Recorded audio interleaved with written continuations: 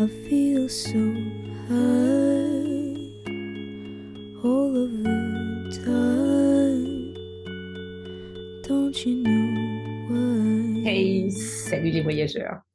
Ben, je vous fais une petite vidéo parce que j'avais envie de partager quelque chose avec vous ce matin. Ce matin, je partageais un temps avec une amie qui se sentait pas bien. Et on partageait un temps en groupe. Et il y en avait l'une d'entre elles qui se sentait pas bien. Et quand je lui ai demandé si elle avait envie de prendre la parole, elle m'a dit non, non, j'ai pas envie, j'ai une vibration basse et j'ai pas envie de faire baisser la vibration du groupe. Et Et c'était très intéressant de voir,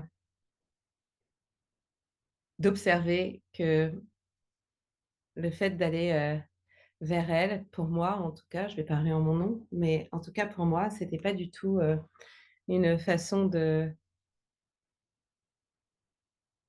faire descendre la vibration, mais au contraire de répéter à moi-même tous les conseils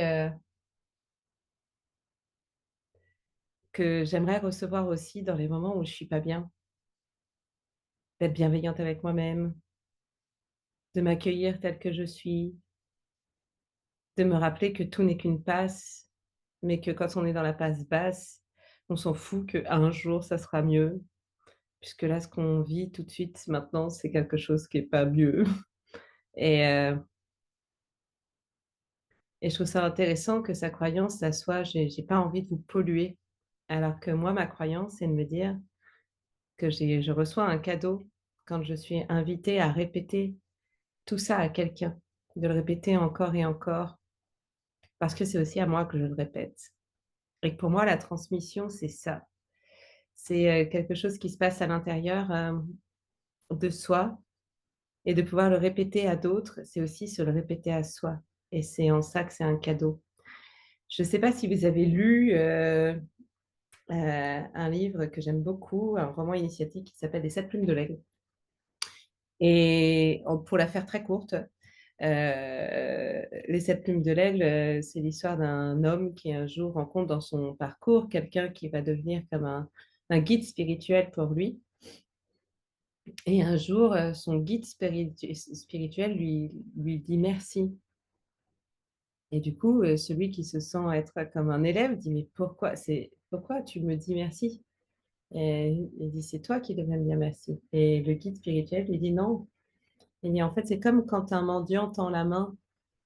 Il dit, on pense que c'est à lui de dire merci, que c'est nous qui lui offrons quelque chose.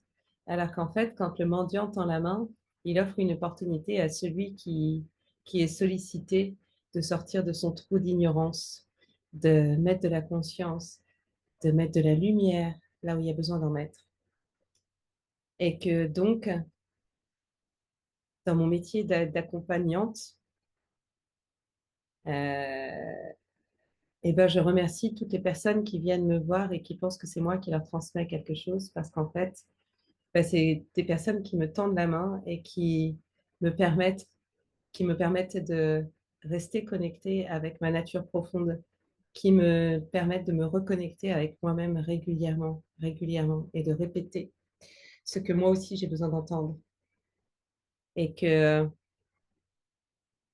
j'ai entendu ce matin ces retrouvailles entre amis qu'il fallait au moins répéter 7 fois les choses avant qu'elles soient, elles soient imprégnées à l'intérieur de nous. Mais je pense que c'est même plus que 7 fois parce que les injonctions négatives, on les entend beaucoup, beaucoup. Elles sont beaucoup répétées. Je ne sais plus quelle est la proportion entre les messages négatifs dans une journée et les messages positifs, mais très clairement, on reçoit beaucoup plus de messages négatifs et du coup, ça fait partie de quelque chose qui est presque naturel. Et pour changer ça, il faut refaire une bascule de l'autre côté. Et je crois que c'est pas si simple, en tout cas, de changer une croyance à moins de se la répéter beaucoup, de l'entendre encore et encore et encore.